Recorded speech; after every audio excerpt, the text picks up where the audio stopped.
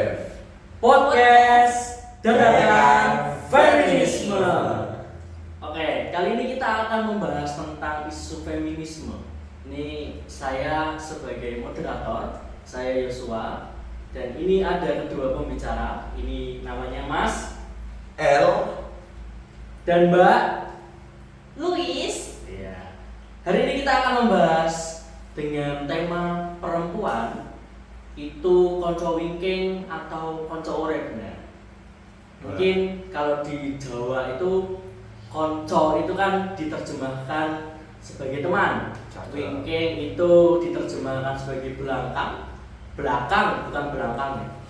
Urip itu hidup. Nah, kalau diterjemahkan secara utuh itu perempuan itu sebenarnya teman hidup atau teman belakang. Dalam arti kalau di Jawa itu masih kental dengan apa ya, istilah triur ya? Triur. Apa ya triur ya? Triur itu sumur, dapur, kasur. Nah, jadi kita akan sedikit mengulas itu dari apa ya, filsafat Jawa atau falsafah Jawa. Kemudian kita akan coba tafsirkan menurut Alkitab maupun emansipasi dari wanita, yaitu Raden Ajeng Kartini. Oke. Sebelum kita melangkah lebih jauh, kita harus tahu dulu nih, feminisme itu apa? Coba yuk kita tanya ke Mas L dulu. Menurut Mas L ini feminisme itu apa ya, Mas?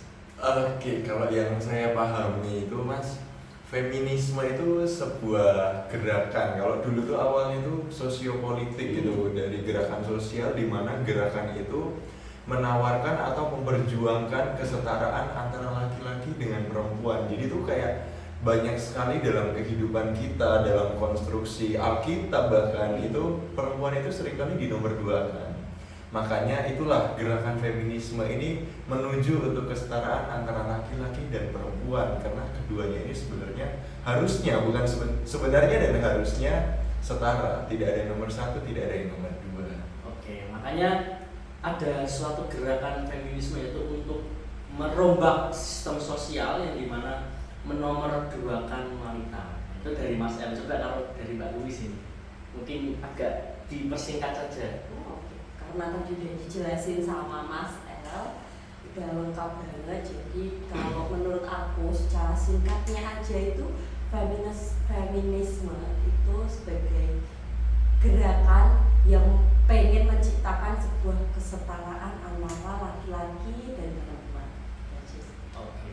Jadi ternyata feminisme itu sebenarnya apa ya, hadir itu karena adanya ketidaksetaraan, dan ternyata ketidaksetaraan itu kalau kita lihat secara jauh ternyata di Alkitab tuh ada juga ya. Iya. Ternyata Alkitab banyak yang banget ternyata di Alkitab yang itu. kita anggap suci, tapi ya ternyata memang ada, dan itu menjadi pembelajaran bagi kita semua. Memang Alkitab itu suci, tapi kita memang perlu untuk menelisik lebih jauh supaya kita juga tidak terjebak pada romantisme apa ya, pengalaman-pengalaman di masa lalu. Dan kita membahas tentang perempuan konco urip dan konco wingking. Nah, menurut Mas L dan Mbak Luis, apakah di zaman sekarang itu masih terjadi hal seperti ini, yaitu perempuan dalam kehidupan, saya mengambil contohnya itu dalam kehidupan berkeluarga saja, suami dan istri.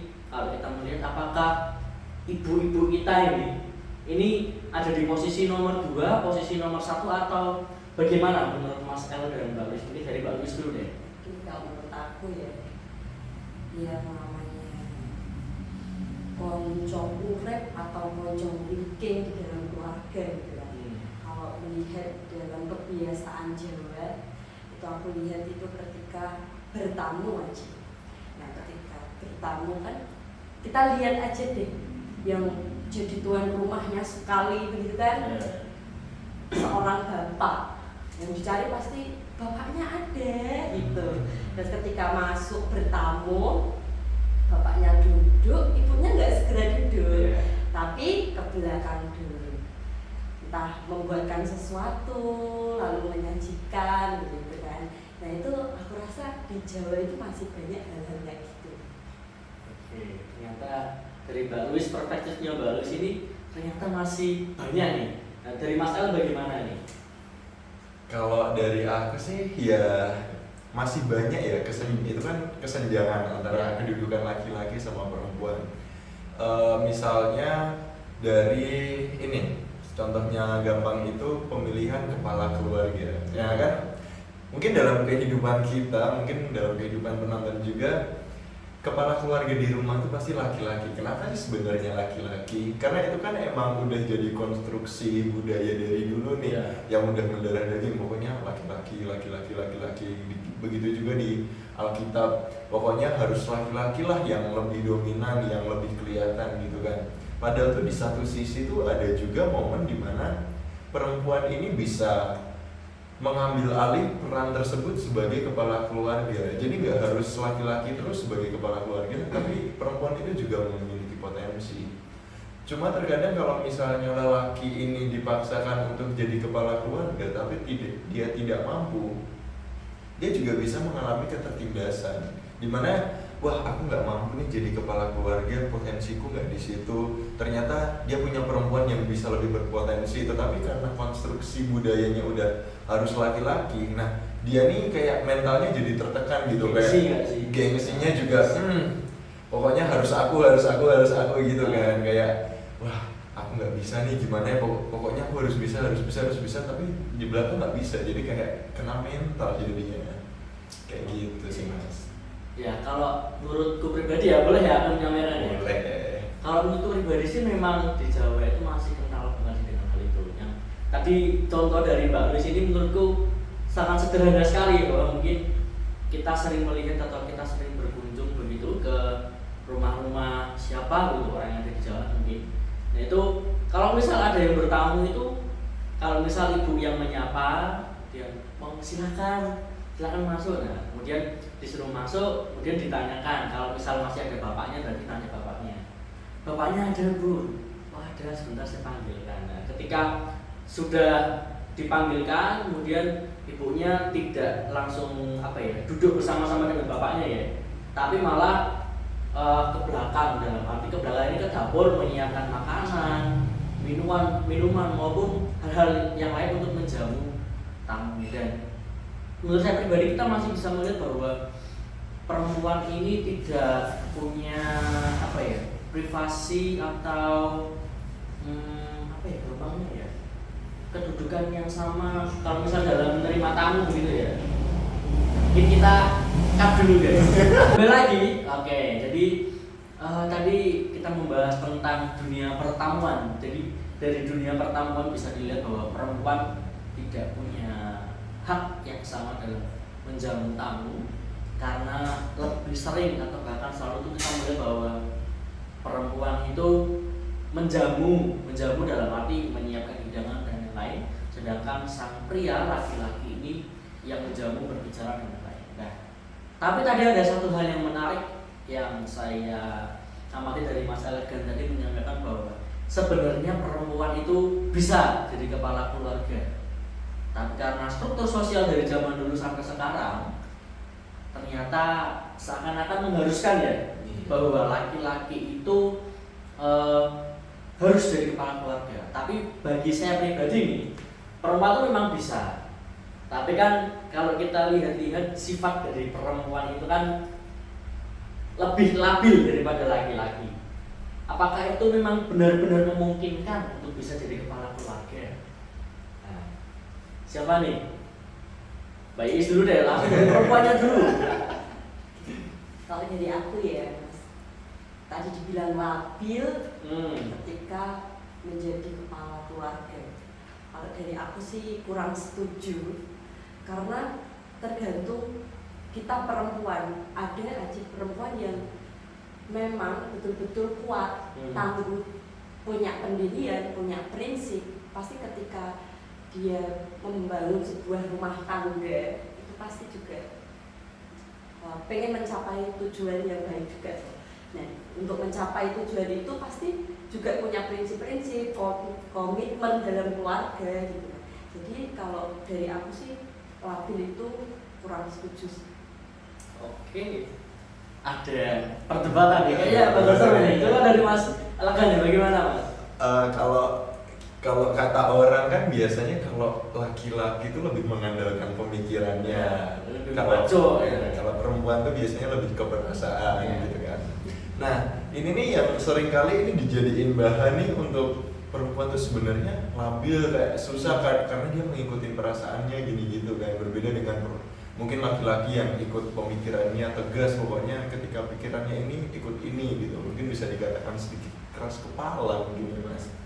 Tapi di satu sisi menurut penelitian psikologi itu juga kalau perempuan itu bisa tumbuh apa ya, walaupun umurnya sama tetapi pendewasaannya tuh bisa lebih cepat. Jadi dimana kalau dari proses-proses yang terjadi itu bisa aja pendewasaannya dari laki-laki dan perempuan itu bisa lebih nangkep perempuan, lebih cepat perempuan gitu.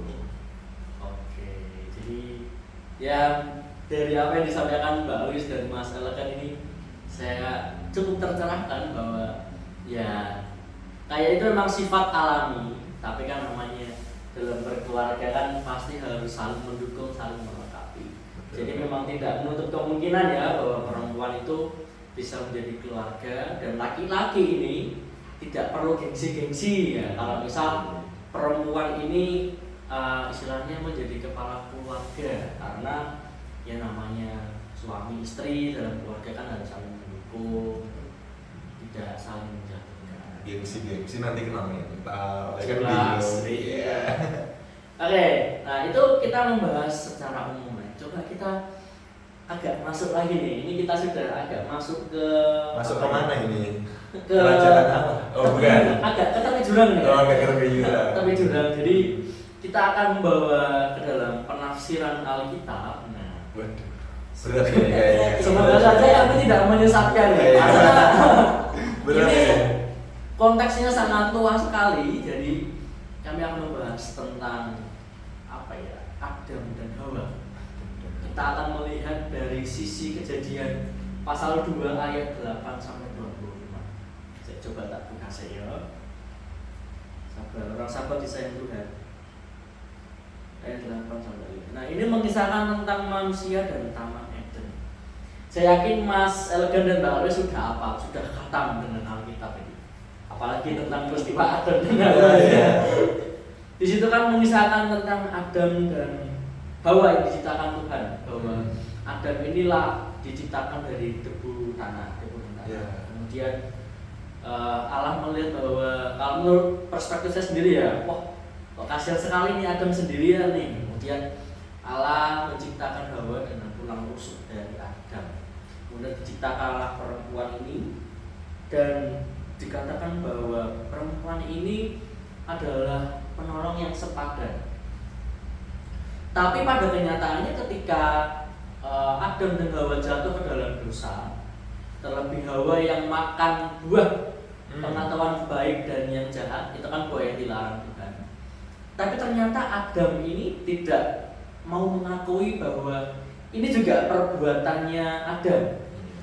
Nah, bagaimana menurut Mas El dan Mbak Louis? Karena kan kalau kita lihat dari konteks zaman dulu sampai sekarang itu kan bahwa perempuan itu akar dari permasalahan. Jadi kalau nafsu itu kan di depannya pasti ada tulisan Hawa, nafsu. Nah, kenapa kok perempuan harus diidentikan dengan hal-hal yang apa ya, konotasinya tidak baik begitu? Dari Mas El dulu ya, dari Mas Filsuf. Aduh, agak berat ya ini. Oke, mungkin kalau dalam teks-teks Alkitab gitu kan, teks Alkitab ini jadi kayak sebuah buku ya mas. Jadi itu dalam sebuah buku itu pasti ada kepentingan untuk menulis. Nah misalnya kita menulis sebuah jurnal, pasti kita ada perspektif dari penulis itu sendiri dan ada perspektif dari konteks pada saat itu. Nah jadi ini tergantung nih bagaimana penulisannya pada saat itu. Dan penulisan Alkitab ini kan juga dipengaruhi oleh konteks patriarki pada bapak-bapak gereja zaman dulu sebagai penulis teks ini kan. Nah jadi pada saat itu konteksnya memang konteks kehidupan Yahudi ini sangat kental dengan kehidupan patriarki gitu. Jadi dimana memang dalam kehidupan di sana tuh laki-laki itu sebagai yang nomor satu. Semisal ketika memperoleh warisan, pasti warisan itu diberikannya kepada anak laki-laki. Kemudian ketika kelahiran juga pasti kita menunggu kelahiran anak laki-laki. Begitu pada konteks tradisi pada saat itu. Begitu juga mungkin di Indonesia saat ini juga masih banyak etnis-etnis di Indonesia, suku-suku di Indonesia yang kalau belum punya anak laki-laki itu belum mantap gitu. Belum punya anak. Iya, belum punya anak. Iya, belum ada penerus keluarganya gitu. Nah, demikian juga dengan penulisan ini nih, kejadian 2 ayat, ya bisa 1 perikop itulah ya. 1 perikop itu mengatakan kalau ada kata-kata Adam itu mengatakan inilah tulang dari tulangku, inilah daging dari dagingku dan lain sebagainya. Dengan kata-kata lain seperti menciptakan penolong yang sepadan. Nah mungkin kata penolong ini sebenarnya mau diartikan untuk melengkapi kehidupan Adam gitu. Jadi kayak sangat kental ini kehidupan patriarkinya untuk mengapa sih seorang perempuan didatangkan Allah, diciptakan Allah hanya untuk melengkapi. Nah sebenarnya hal semacam ini yang dikritisi oleh gerakan feminisme, di mana sebenarnya keduanya ini yang diambil itu kata sepadannya. Jadi saling melengkapi antara satu dengan yang lainnya. Yang satu pakai rasionalitas, yang satu pakai perasaan. Yang satu mungkin yang laki-laki itu lebih agak bocil, yang perempuan bisa merangkulnya ya kan, bisa mumpuk-mumpuk ya gimana cerita sini ya kan. Kan mungkin perempuan tuh bisa gitu. Nah jadi ya hal-hal seperti ini yang dikritisi feminisme agar kayak perempuan tuh nggak, sebenarnya bukan nomor 2, sebenarnya Tuhan tuh menciptakan keduanya tuh setara. Kayak ada menurut teorinya salah satu feminisme yaitu Musa Dube, itu dia bilang manusia itu kedaulatannya itu ada di tangan Allah, bukan konstruksi yang ada manusia terhadap penomor-duaan perempuan gitu. Konstruksi penomor-duaan perempuan ini kan oleh manusia, bukan oleh Allah. Tapi Allah tuh sebenarnya yang berdaulat itu tidak pernah mengatakan kalau perempuan nomor 2, laki-laki nomor 1, tidak. Tetapi duanya itu punya spesialitinya masing-masing ya, untuk saling melengkapi. Itu dari Mas El. Dari Mbak Luis ini. Mungkin kita agak iklan dulu sebentar ya. Karena ini tiba-tiba ada. Oke. Kita berlanjut ke Mbak Luis ini. Bagaimana pandangan Mbak Luis? Tadi kan Mas El kan sudah menyampaikan ini. Pandangan aku dari apa yang telah dibahas tadi tentang penciptaan ya Mas ya. Tentang penciptaan, dimana kita tahu bahwa Allah itu kan menciptakan Adam dulu, lalu Hawa. Terus timbullah konstruksi sosial yang dimana Hawa itu dinomor-duakan, yang seperti tadi telah dijelaskan oleh Mas El panjang lebar dan sudah jelas. Terus juga menyangkut tokoh Musa Dube. Nah, kalau dari sini aku mau mengarah ke tokoh Adela. Betul. Siapa nih? Wanita tuh susah ditebak, jadi males gitu loh kalau tebak salah nah. Ya aku kasih tahu aja aku ya. Daripada resiko. Trauma. Ada masalah apa Mas? Oke, aku mau mengaitkan ke tokoh emansipasi wanita dari Jawa itu. Aku tahu nih. Siapa itu? Itulah aku. R.A. Kartini. R.A. Kartini itu kan hadir di tengah-tengah ketika situasi itu di mana perempuan tidak mendapatkan kesetaraan yang layak. Artinya perempuan harus di rumah, berdiam diri di rumah, terus perempuan tidak mendapatkan pendidikan, begitu kan. Nah, lalu karena rasa memberontaknya R.A. Kartini begitu kan, dia kemudian menggerakkan suatu kesetaraan gitu, dimana perempuan itu juga bisa mendapatkan kesetaraan, perempuan itu bisa terjun ke pendidikan gitu. Artinya dari sini tuh kita mau lihat kalau ternyata R.A. Kartini itu membawa pengaruh besar gitu kan ya Mas ya. Terus habis itu kita lihat juga Kartini itu mau berjuang. Ternyata kita lihat perempuan itu bukan hanya untuk ditindas, tapi perempuan juga bisa kuat mempertahankan haknya untuk mencapai kesetaraan. Kalau misalnya tidak ada RA Kartini pun kayaknya aku juga gak bisa sekolah yang tinggi gitu kan. Jadi ya seperti itu. Oke, menarik nih. Jadi kita membahas tentang Alkitab, kemudian Mbak Luz menambahkan perspektif dari tokoh nasional Indonesia. Bagi saya pribadi itu RA Kartini juga salah satu tokoh feminisme ya, feminisme Indonesia, karena RA Kartini melihat, merasakan dan tentu saja sangat geram ya bahwa perempuan itu apa ya, dinomorduakan, karena sesuai dengan tema kita tadi, perempuan itu konco urip atau konco wingking. Ternyata di zamannya RA Kartini itu perempuan hidupnya dalam 3 sumur, dapur, dan kasur. Dalam arti perempuan ini urusannya selalu di belakang, tidak ada di depan, dalam arti kayak di depan layar. Dan kita melihat juga tadi Mas El mengatakan bahwa perempuan ini diciptakan oleh Allah sebagai manusia yang sepadan. Sehingga kalau kita lihat dari apa yang Allah katakan itu seharusnya memang tidak ada struktur sosial ya, yang dimana laki-laki itu nomor 1, perempuan nomor 2. Tapi ternyata zaman sekarang itu masih ada. Terus kita coba berdiskusi bersama-sama deh, bagaimana cara kita supaya kita bisa merubah, ya setidaknya sedikit-sedikit lah merubah konstruksi pemikiran kita tentang perempuan ini. Apakah perempuan ini diciptakan oleh Allah memang betul-betul sebagai teman hidup atau sebagai belakang?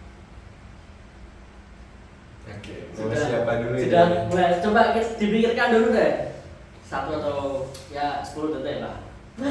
Hitung dulu Mas. 1, 2, 10. 10. Oke. Kenapa ya?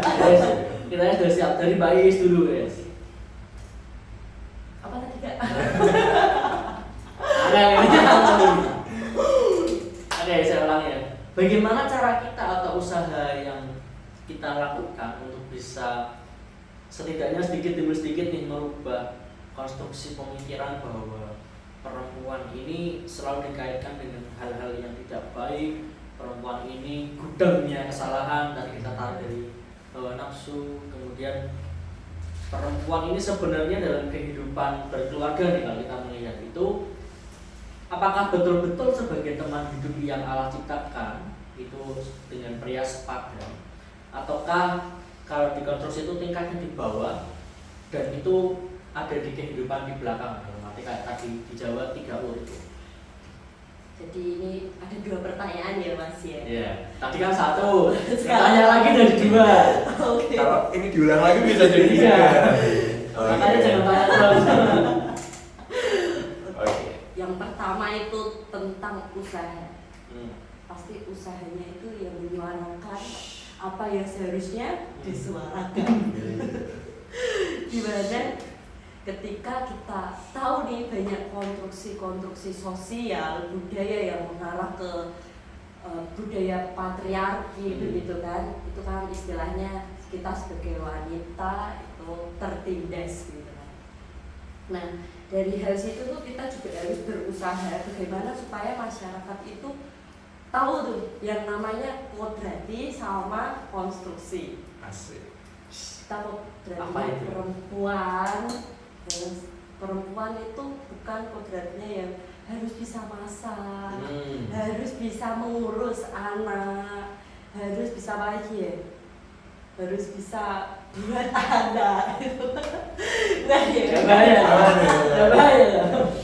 Gitu kan. Jadi kodratnya perempuan ya kita sebagai perempuan itu bisa lah setara dengan laki-laki, dimana ketika laki-laki menjadi kepala keluarga tadi yang dibilang Mas El, tentu kita sebagai wanita juga bisa lah jadi kepala keluarga, mengatur keluarga, mengurus keluarga gitu. Bukan hanya urusan di belakang, tapi juga kita di dalam keluarga itu pasti pengennya yang seimbang.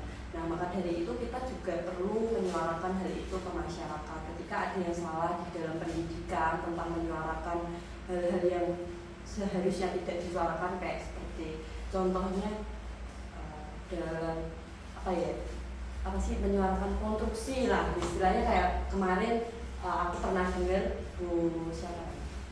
Bu Ika cerita tentang anaknya yang rambutnya panjang, anaknya laki-laki gitu kan, terus gurunya menegur untuk pangkas rambut karena laki-laki identik dengan rambut yang pendek, padahal sebetulnya bukan seperti itu. Laki-laki juga bisa rambut panjang, perempuan bisa rambut pendek. Nah, tergantung bagaimana cara menyuarakan hal itu kepada masyarakat.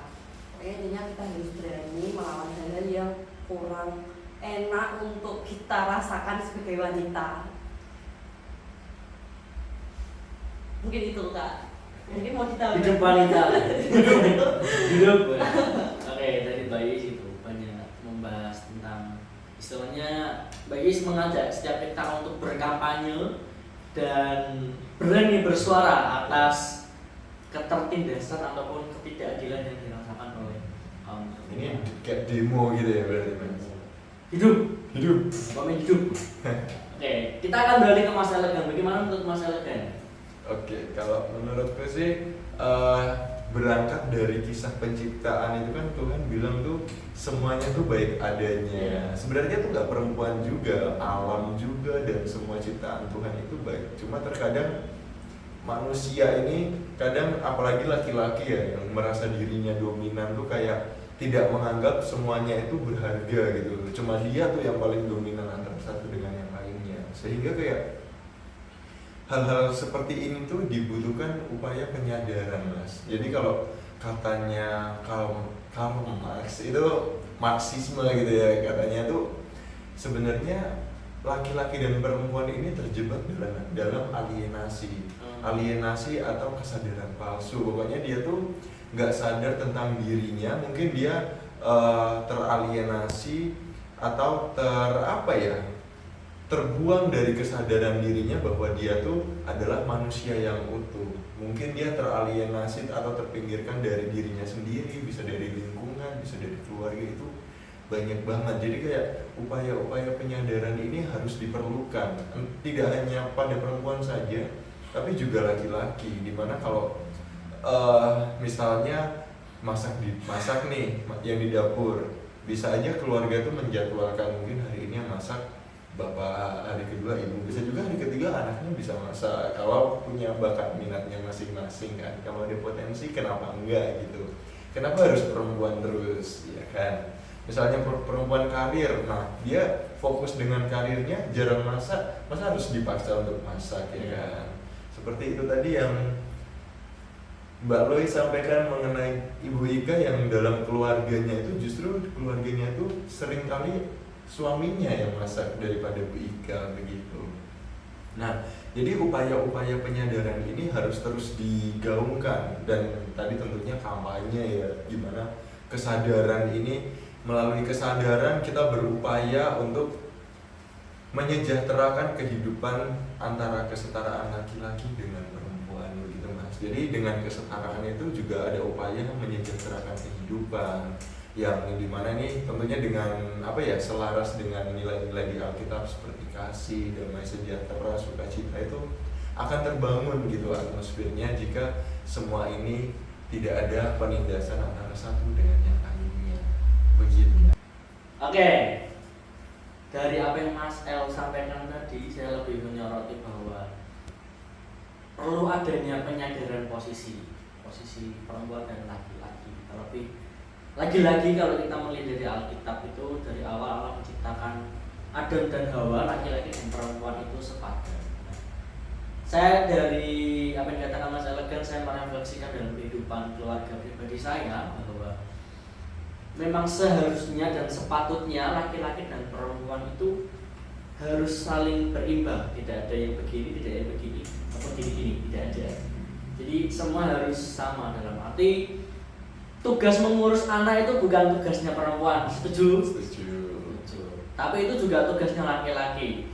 Sama-sama yang memproses kok. Masa hanya perempuan yang menjadi yang mengasuh, yang bertanggung jawab. Terus laki-lakinya kemudian bilang, aku kan capek kerja, nggak ada waktu berurus anak, cari uang buat kamu belanja buat susu. Nah, tapi bagi saya pribadi, saya menolak keras hal itu karena ya sama-sama berbuat, masa tidak mau sama-sama bertanggung jawab. Dalam arti ada saatnya lah kalau misal pulang kerja mungkin yang laki-laki kan istirahat dulu sebentar, sejam 2 jam, itu kan bisa kemudian berinteraksi dengan istri dan anak-anak, bermain, itu kan juga bisa. Kemudian penyadaran tadi saya juga melihat tentang masak-masak tadi. Nah, itu kan kita masih sering melihat atau bahkan merasakan masakan ibu. Nah, masakan bapak tuh mungkin kita jarang merasakan ya, entah bapak nggak bisa masak ataupun bisa masak tapi mungkin asin atau kemanisan begitu. Nah, tapi sebagaimana mestinya dalam keluarga itu harusnya sama.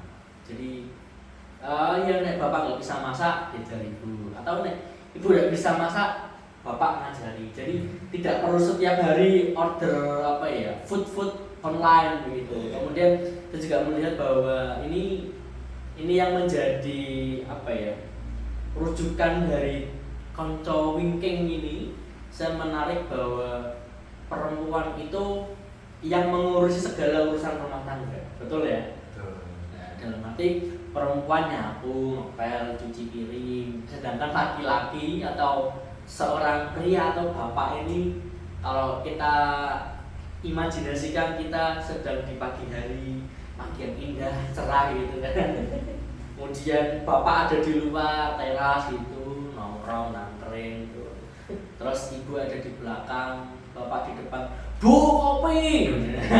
Itu dia ya. Itu kan bagi saya pribadi agak kurang etis gitu ya. Bahwa saya melihat bahwa perempuan ini kok malah jadi kayak babu, malah jadi kayak pembantu. Kalau misal bapak pengen kan mungkin disamperin, bu kopi dong. Kan lebih enak, lebih halus begitu ya. Nah, itu adalah beberapa contoh yang saya berikan dan refleksikan dari disampaikan Mbak Louis dan Mas Elegan.